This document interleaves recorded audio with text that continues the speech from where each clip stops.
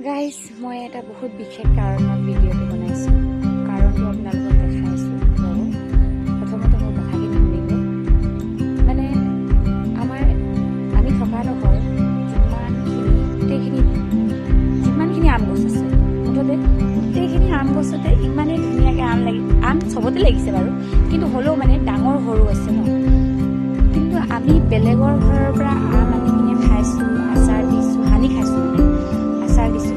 কিন্তু গাইজ আমাৰ গছৰ আমখিনি এনেকুৱা হৈ আছে, না এইখিনি আচাৰ দিয়ালৈকে হৈছে, না আমি সানি খাব পৰা হৈছোঁ, খাব পৰা মানে চাইজৰ হৈছে। আপোনালোকক দেখাইছোঁ।